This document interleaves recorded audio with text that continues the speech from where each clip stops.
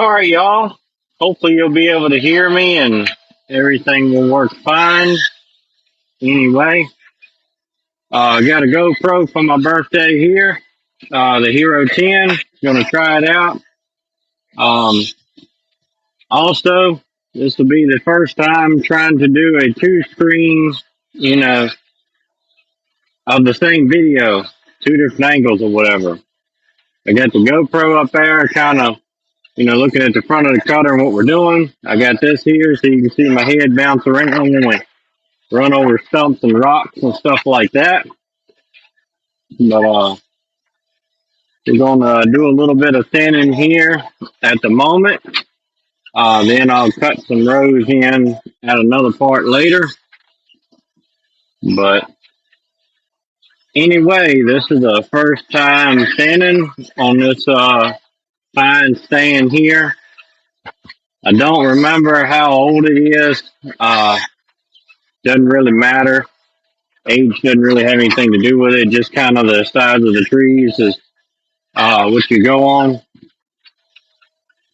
We're going to put, this is the first thinning, like I said, so most of these trees will be somewhere around, 10 to 15 foot spacing, I'd say, something like that. So here we go. We got one tree. And if you can see this little bitty baby tree here, so we'll get this one here. And I'm going to try to get this one over here without, scratching any of the other trees. This is kind of why a lot of people don't like to do thinning, because it is more aggravating and more time consuming to do it right, to put, them on the right spacing, take out the right trees, and, do it without tearing up a bunch of other trees.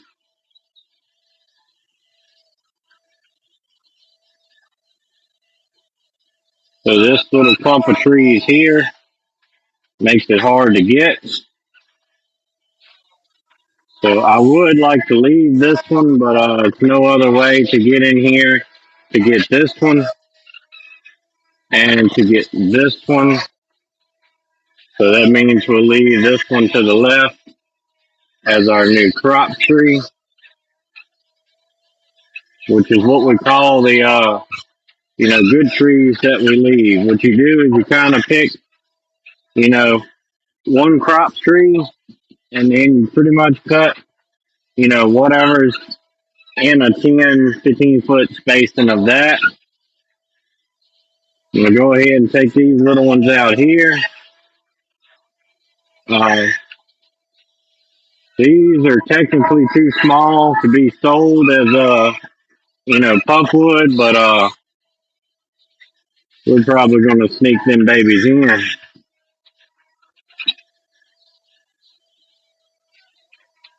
If you know, you know, right?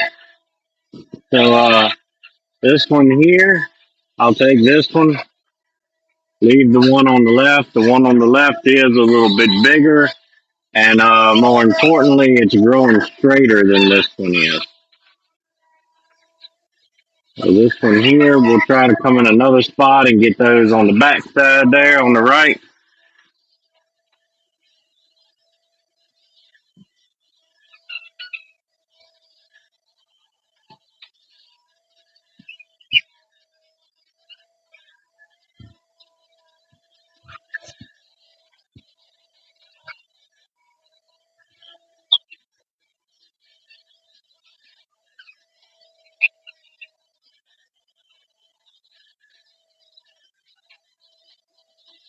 This one here could be left, but we've got to get that one to get this one.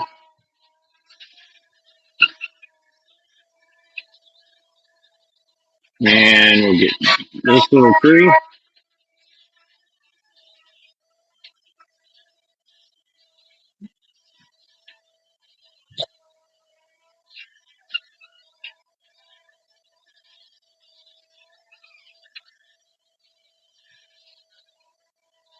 There we go. Those two there on the left is still a little close, but I think it'll be okay. You don't want to come in here and cut too much and make it too thin, where you get a big ice storm or big windstorm or something, will tear them down and break them. So we don't want to do that. The reason we're in here is to make it better, not make it worse.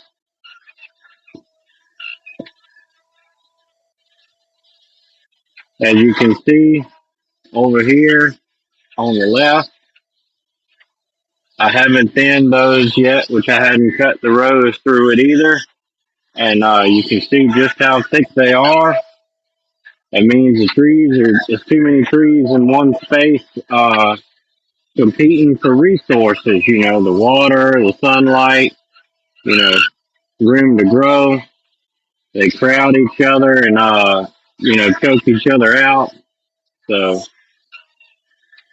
that's what we're in here for, to,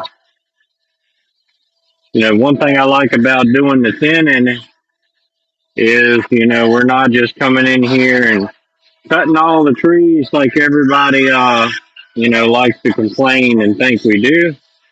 We're actually making it a better place, making it, a better environment and more healthy for the trees that we leave here. Look at all this space we got now.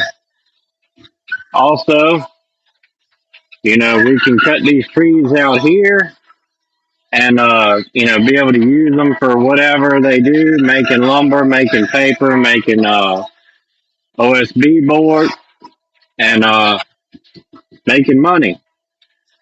It's a big industry around here.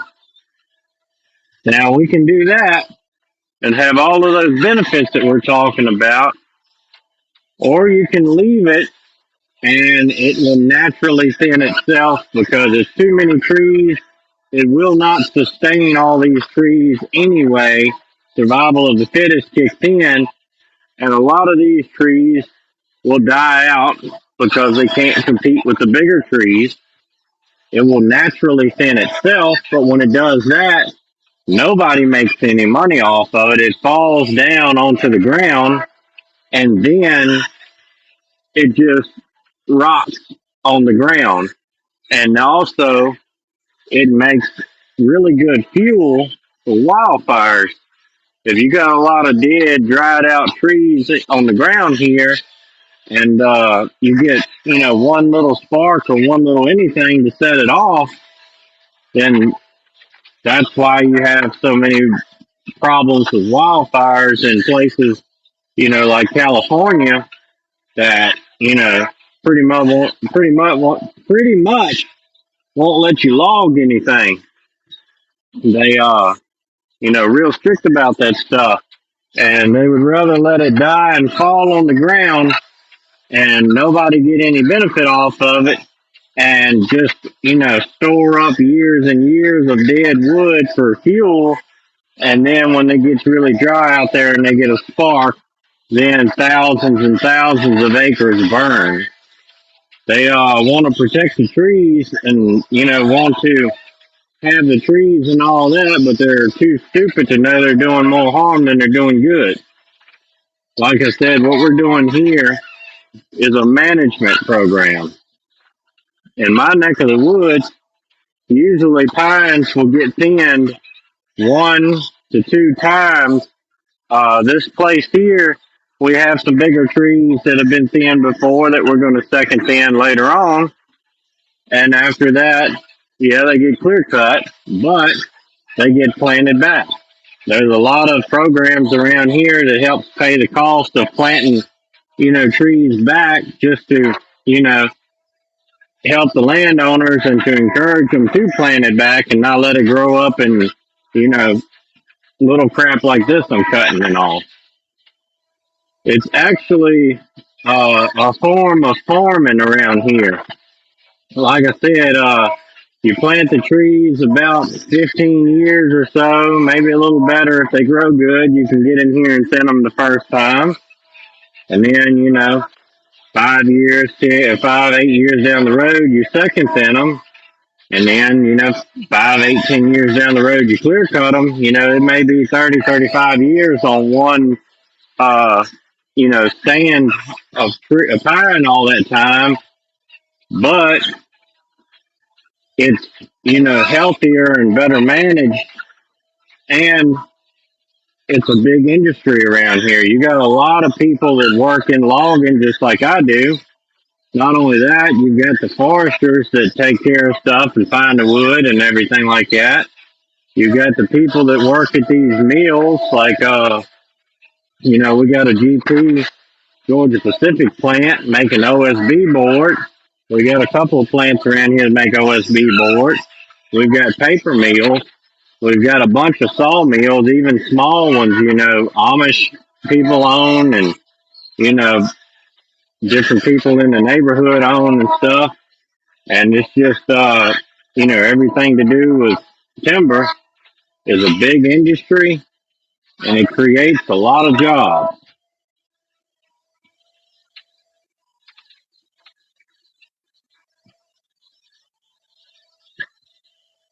So there's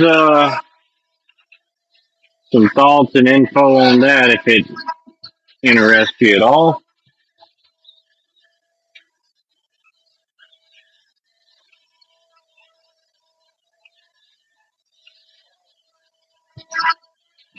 Like I say, I'm no expert or anything like that. Anyway.